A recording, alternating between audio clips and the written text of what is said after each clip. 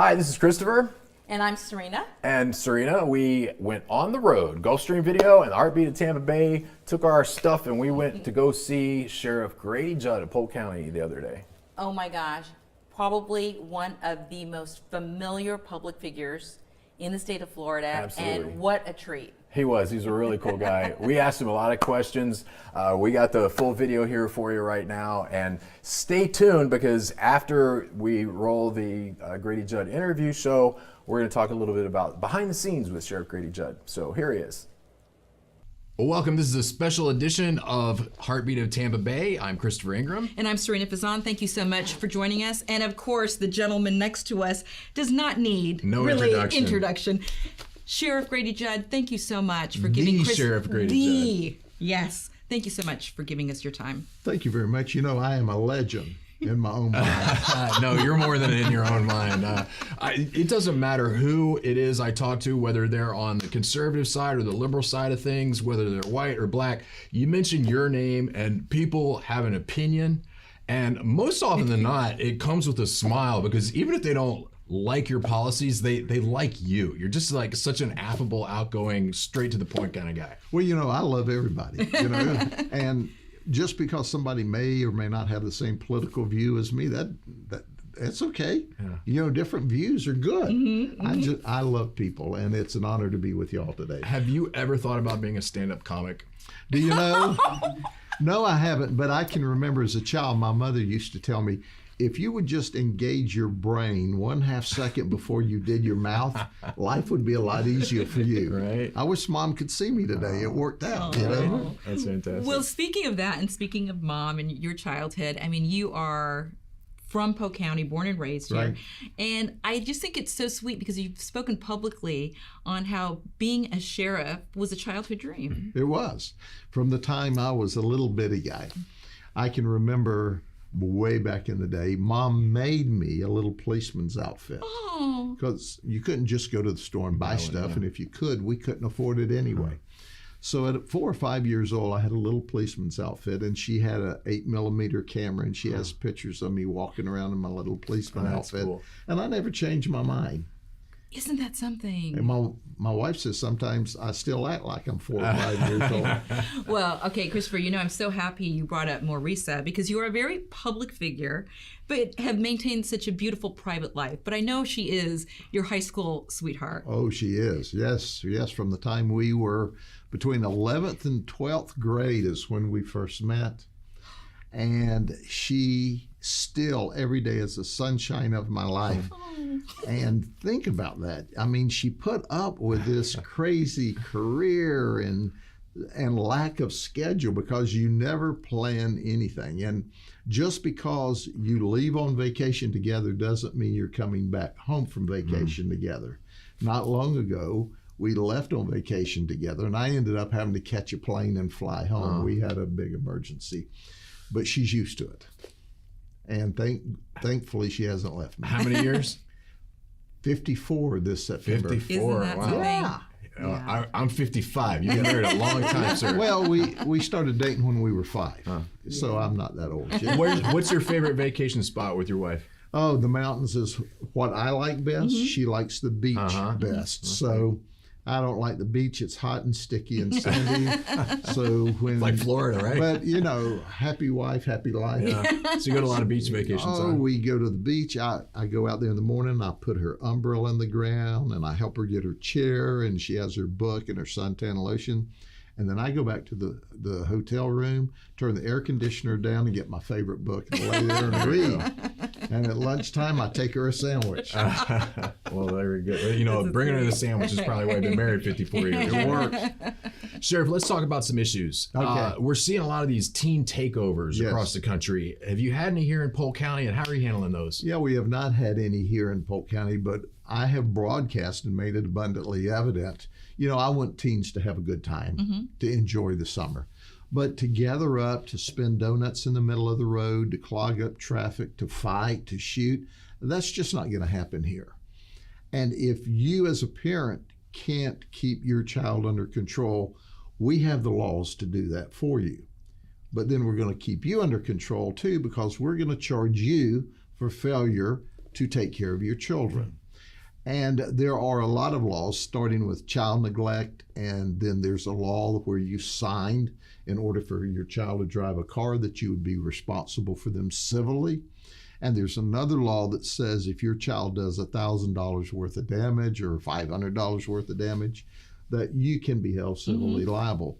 So whether it's criminal penalties or civil penalties, if you don't take care of your children, we're going to take care of them and take care of you and hold you both accountable. I think that's a very good point you bring up, because Christopher and I talk about this a lot on the show, that that responsibility of your children needs to begin at home. Sure it does. Sure it does. That's who should be dealing with the issue, not the government. You know, my dad used to tell me, and he's long since gone, but he used to say, you know, the government's got an answer for all your problems, but you're probably not going to like their answer. So take care of your own problems and leave the government out of it. So if you take care of your children, leave us out of it. Yeah. But if we have to get involved, we have the system and the process to deal with it. And we're just not going to allow children to abuse and neglect other children like that. And I call them children. They're teenagers. They're old enough to know better. Right. But the reality is that you need to know where your child is. And we also have curfews in this county as well. Wow. What do you think is the number one factor that contributes to children, young people getting involved in criminal activity and end up in the system? Well, first and foremost, a lot of it is showing off for their partners, their buddies. You know, they're going to one up their partner. You know, it's like, hold my beer and watch this. Yeah. So that happens a lot. Parents just neglect their children. They don't manage them. They don't occupy that time. And what's the old quote? Something about, you know, idle hands or the devil's workshop. Yeah. Right. So I highly recommend you keep your children occupied this summer with fun things or work things. And you know, you said that you really haven't seen it happen here in Polk County. And do you feel it's because you're very, very open about how you feel about things? And do you think that's one of the reasons why? Well, first and foremost, people know that I tell the truth. I can't tell you that I can stop 250 kids from showing up at someplace tonight. I can tell you that it'll be a painful experience for them if they do.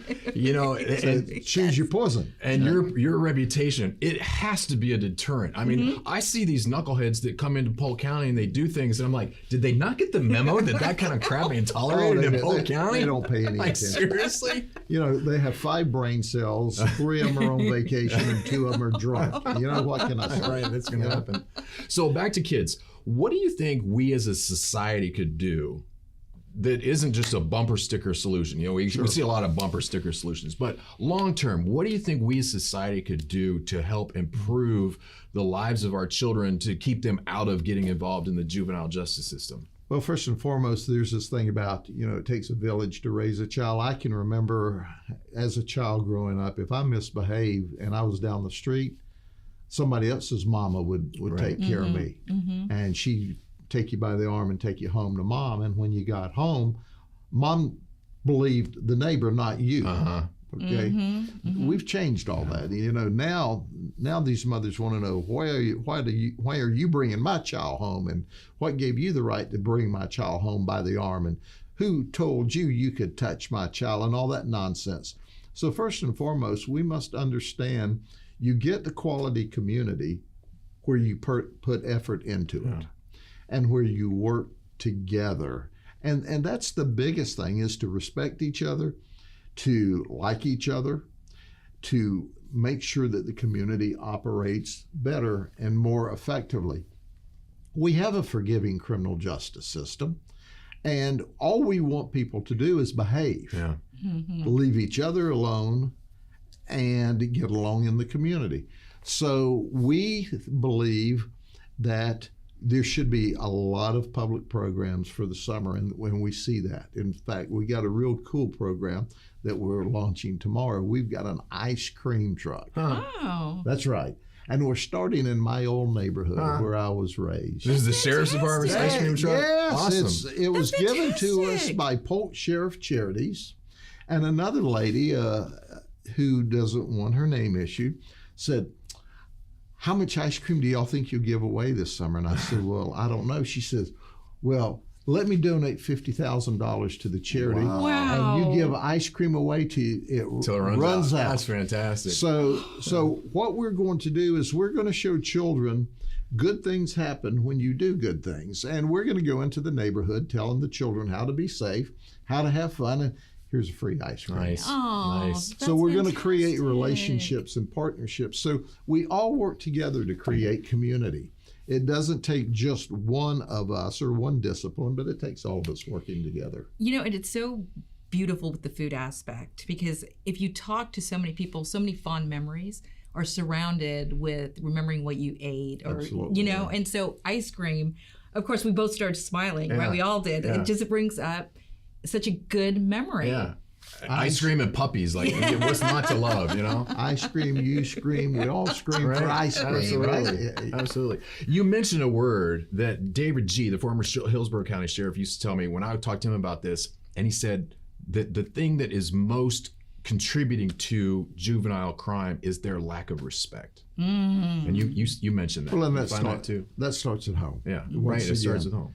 And when a child is raised in a home and that child is abused or neglected or is not taught to respect others, then they grow up Not respect. living what they learn at home. Yeah. So I like to tell folks that if you want a good child, you've got to raise a good child. If you want a good community, you've got to participate. You don't get to sit in the stands and be critical about the people playing on the field. Well, if you don't like the way the game is, get on the field and Get play. involved. Yeah. Get involved. And that's what we see in this county. We see a lot of people involved, and we see a lot of people involved with their children.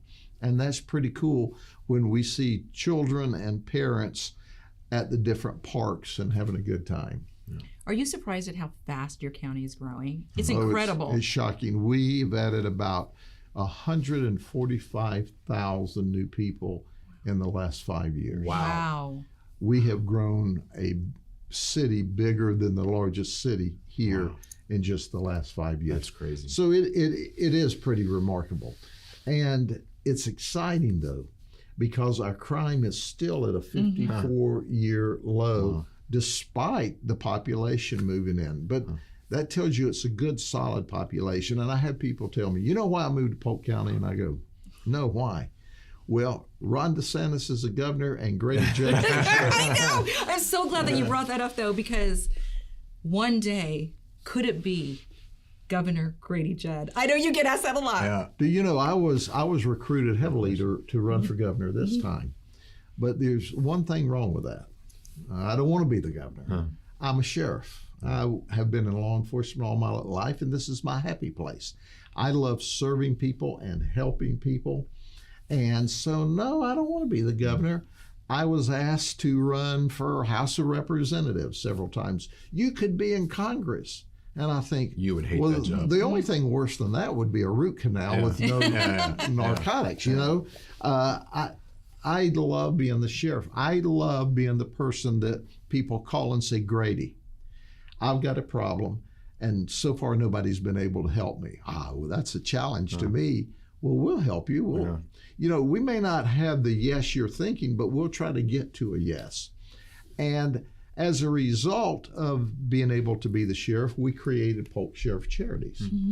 We have Jeeping with Judd and Busting Clays with Sheriff Grady Judd, and we raise hundreds of thousands of dollars. Fantastic. And we reinvest that in the community. And, you know, good things happen when good people work hard. So we're doing really good with the charity, and then we have some of these big box warehouses say, listen, occasionally we damage boxes and stuff that can't be sold at retail. We'll give you that stuff if you'll send it back out into the world to help those less fortunate, and promise never to tell where it came from. Wow. We give away semi-truckloads, millions of dollars worth of product. So imagine the horrible thing that your house burns to the ground. You and your children get out with only the clothes on your back. We take you down to what we call Ruth Mart, our warehouse, that everything is donated free. There's no government money involved in it. And we say, here, get clothes. We'll pick you out washers, dryers, stoves.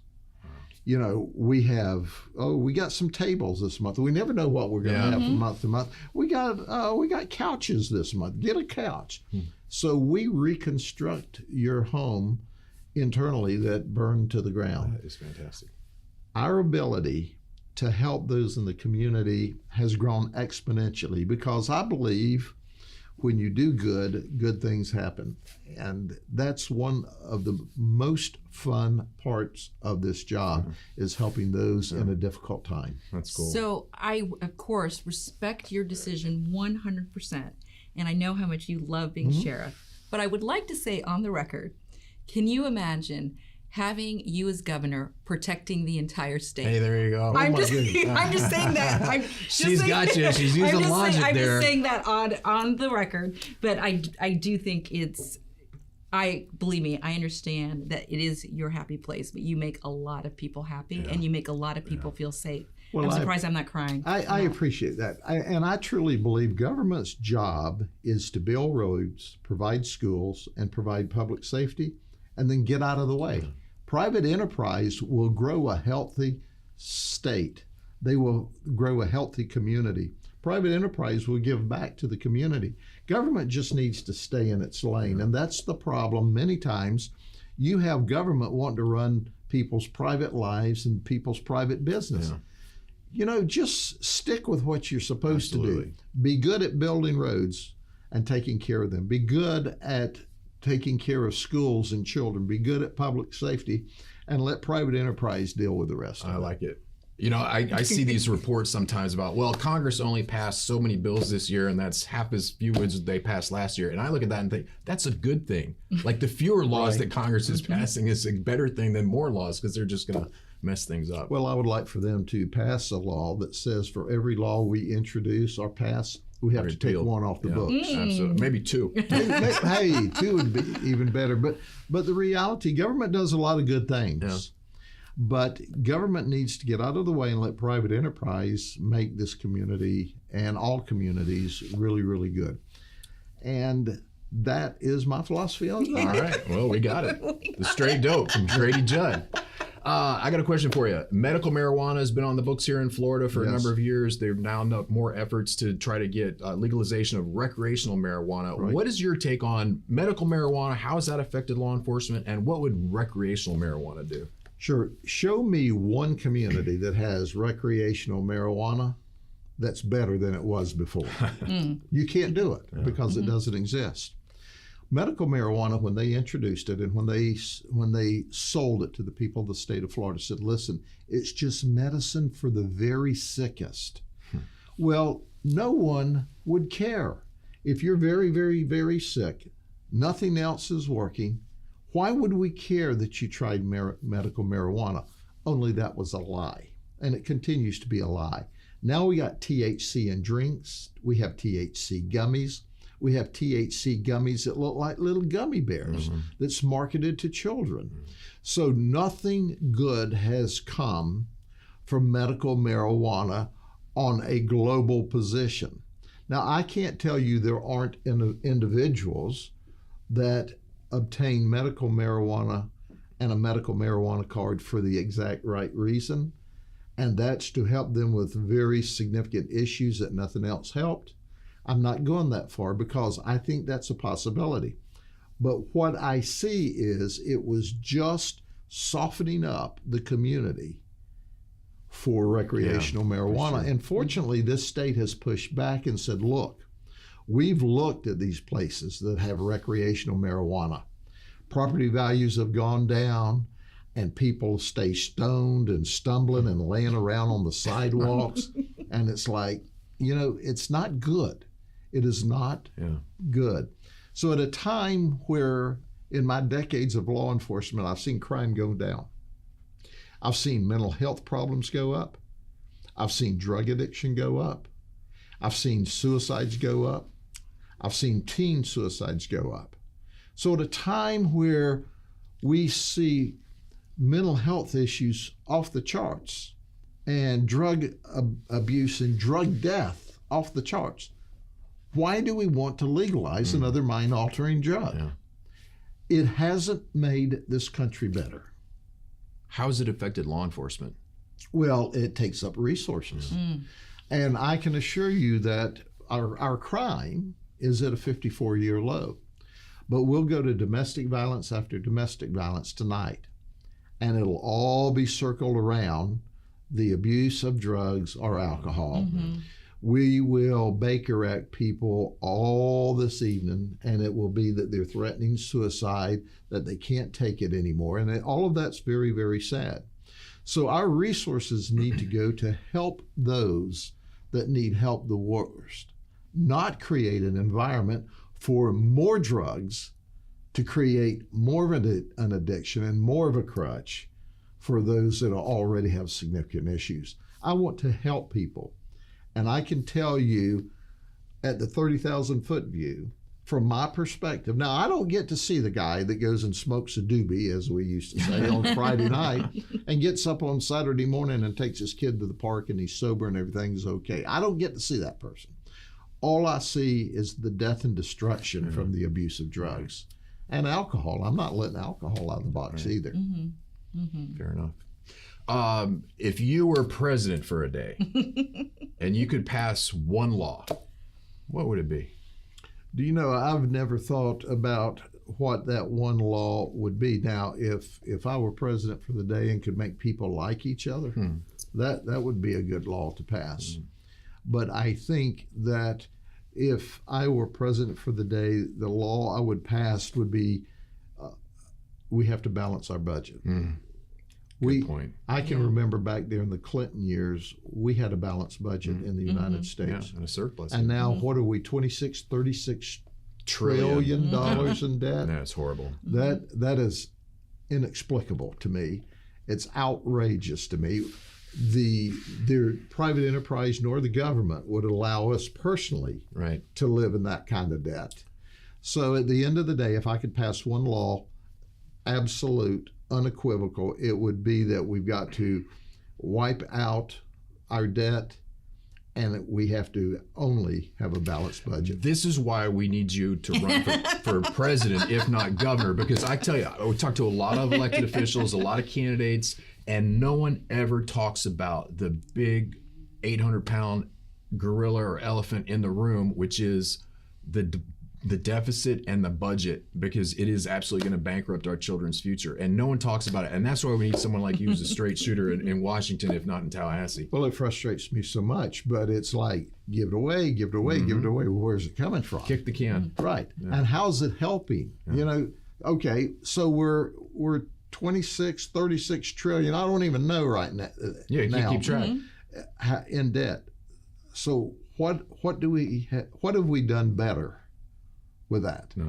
I remember Bill Clinton followed Ronald Reagan, and it doesn't happen 4 years to 4 years. It's a cycle. Yeah. So I credit Reagan, I credit Bush, I credit Clinton.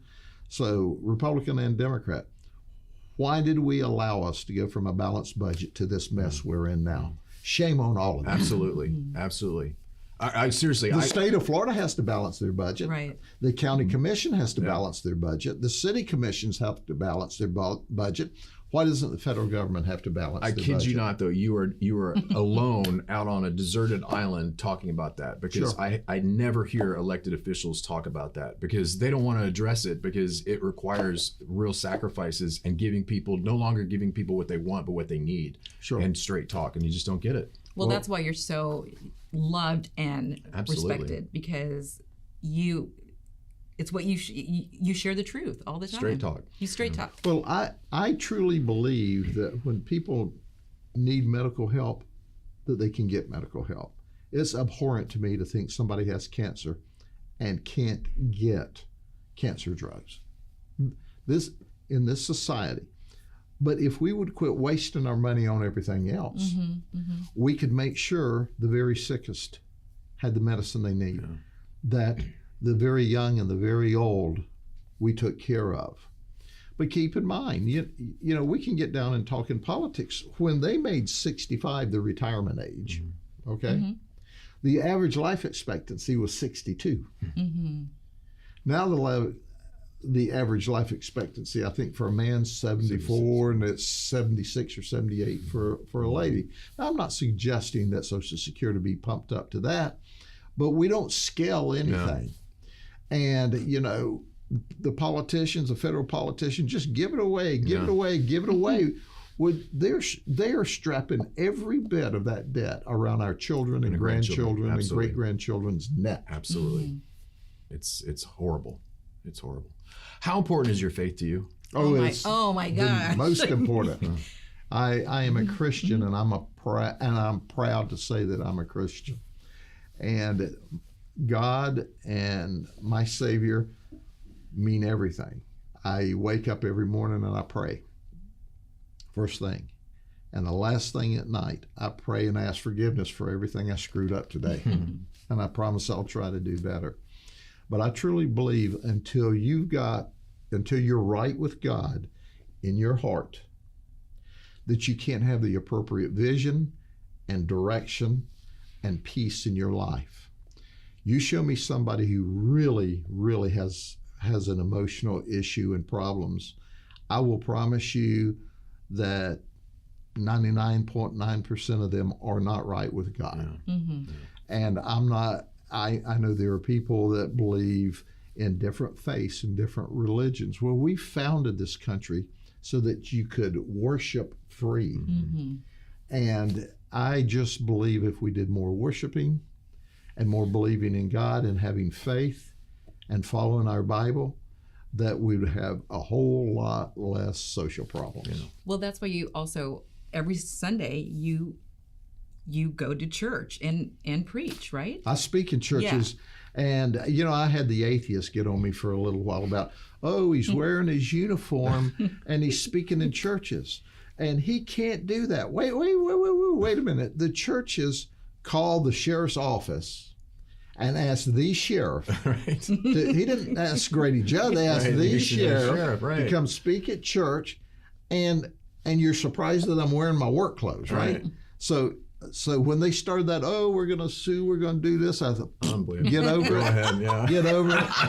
You know, I would love nothing better, because every time y'all say something about me, my popularity goes up. Yeah, so that's great. And ironically, we had one dust up with the president of the Atheists of Florida and the vice president of the Atheists of Florida. And you know, there's one thing that's very important. If you're going to poke the sheriff in the eye, you need to obey the law while you do it. Oh no! So they both ended up in jail. And the Atheist Association of Florida said, "Hey, we're not only going to take you out of your position here as president and vice president, we don't even need you in our association because you're real bad Really for our bad public guys. image." That's funny. So even the atheists couldn't stand the atheists. themselves. You know what I'm saying? That's funny. So, but you know, here is my position as a Christian. Those that don't believe in God, I pray for them. And but I respect them as human beings. They have the right to worship or not worship as they wish. I'm going to pray for you, and you can't stop me from doing that. But I'm not going to say ugly things to you or about you. Right. You are so wonderful. And you know, you've actually helped us live longer, because they say when you truly laugh, it adds 20 seconds to your life. Does it? Yeah. So you're helping a lot of people. Yeah. You make a lot of people laugh, Sheriff. Maybe I'll live to be 120. We Some certainly, people wouldn't like that. we certainly hope you do. No, I have fun. I enjoy it. All right. Did you have? Well, I do. I have one. I know you're pressed for time, but I have at least one more question. I want to ask you a traffic question. Oh yes. Traffic. Yes. Oh so, yes. He's been. My pet peeve: people that drive slow in the left lane. Yes. The legislature passed a law last year Yes. that toughened up the penalties enforcement. The governor vetoed it because he said it was too broad. Right. What are your thoughts on left lane slow travelers, and does it contribute to a lot of problems on the highway? Well, let me back up a step so that the governor doesn't get all that heat by himself. The governor and I are very tight, very close. I think the world of Governor DeSantis. He does a lot of good things. He asked me, what do you think about this law? And I said, philosophically, Governor, I'm for it, because people in the left lane drive us all crazy. But we don't have enough lanes of travel now for the 23 million plus the tourists. If you force that law or sign that law that the legislature has passed, you're taking all of that traffic and pushing it over into the other lane or the other 2 lanes. There's not enough room. And then you're going to cause a lot of people to get traffic tickets that really shouldn't get traffic tickets. So if we had enough lanes of travel for the volume of traffic, I would be for it. But I recommended that the governor veto that because there's not enough travel lanes out here as it is. And if you do that, we're going to end up writing a lot of people tickets that, in my estimation, are just trying to get down to wherever they need to go. Great explanation. I appreciate the clarification on that. Because I was not happy about it, but you presented it with a good explanation. It makes a lot of sense. Christopher loves talking about roads. Right. It's like he talks about roads all the time. which Listen, is great. Christopher, I want you to think about this. As you are here in Florida today, the road and the traffic condition is as good as it's going to get today. Right. Because people, as they pour into this state, come into the state faster than we can build roads. Now, we're building a lot of roads, and I'm grateful for the state and the counties and the cities that are building roads. But we're not going to build our way out of this because think about it. We've got 23, maybe 24 million people now in this state, plus all the tourists. It's going to be busy. Yeah, it's a capacity issue. It is. It's capacity. Yeah. But I love the state of Florida. We're safe. It's fun to be here. I mean, just think, where can you go in this country and have a Gulf and an Atlantic and a Disney World and a Universal and baseball and football and hockey? And it's like, holy moly, there's so much fun. And all our outdoor stuff and the water. And absolutely. Sorry, we don't have as many mountains, though. I miss my mountains, but it gives me some place to go and see them. There you go. Well, we so appreciate your time. We know you have meeting after meeting. And is there anything, as we wrap up our interview with you, that you would like to share? Well, I would just like to tell everyone that I love you. I really appreciate serving, being your servant, working to keep you safe. I tell folks I don't do the heavy lifting. It's my deputies and my support staff here. But it's an honor to coach them and be a part of them. We are excited every day to wake up and say, hey, how can we make this community safer? How can we go out into the community and find people that are down on their luck, that need help, that can use a washer or a dryer or a bed or clothes? That's the exciting part about this. And after all of my years of doing this job, I still wake up most mornings before the alarm goes off because I know today I'm going to be able to help somebody. That's awesome. And that feeds my soul. And I believe that's what God intended my mission field to be. So thank you very much for letting me serve you. That's public service. Yeah. Sheriff Grady Judd. We love him. Thank you for joining us today. I've got to give you a I hug. love hugs. I love hugs. Thank y'all very much. Thank you so much. Thanks for watching Heartbeat of Tampa Bay. Well, welcome back. We hope you enjoyed that interview with Sheriff Grady Judd of Polk County, and we had a really good time.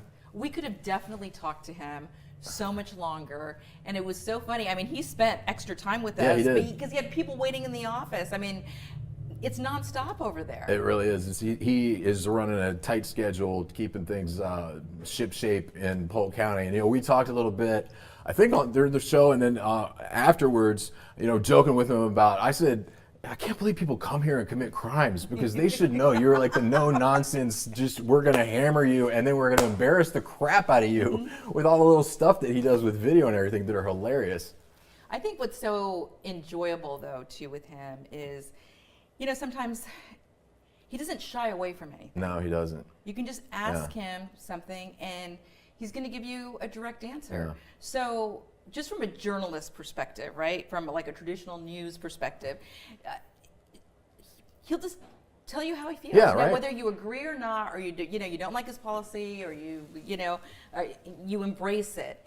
You get an answer from him. Yeah, you do. And it's seemingly no nonsense. I love the fact that he said the budget and the deficit are the biggest problem facing America. I mean, I was shocked because I've worked with and talked with so many candidates and public elected officials over the years, and nary a one says what he said. And to me personally, the spending, the reckless spending, and the 30 some odd $1 trillion deficit or debt, national debt that we have, that's going to have to be paid back someday, is a real problem for our children and grandchildren, because we just keep kicking the can. Anyhow, we talked about it in the show, and I was just so pleased to hear him say that. And it just shows what a thoughtful, sound-minded person he is, in my opinion. Absolutely. And he said, and we talked about, hey, running for governor, Right. and you know how he said how much he loves doing what he does, and he loves keeping people safe. Yeah. And then we said, but yeah, you could keep a whole state. Right, you can help the whole state, not just Polk County. But Polk Yeah. County's home. I think Yeah. he's a Polk County guy through and through, and he isn't going to leave. He don't want to leave. No. It's a different world. But just thanks to him, just for being who he is and doing such a great job in Polk County. I wish every county in Florida had a sheriff like Grady Judd. It was really, really fun. And we would encourage, Christopher and I were talking about it. We decided to take the show on the road. And if you guys are interested for us to come and see you, we'd love to hear from you. Yeah, we're always open to different guest ideas and topics and stuff like that. So absolutely, give us a call. Reach us out to us online through the website of Gulfstream Video Studio. Yeah. Or you could DM us on social Absolutely. media. Yeah, We're easy to find. we're easy to find. Well, cool. Thanks, Ree. Thanks, It was a great Christopher. show. Yeah, absolutely. We'll see you next week. Bye.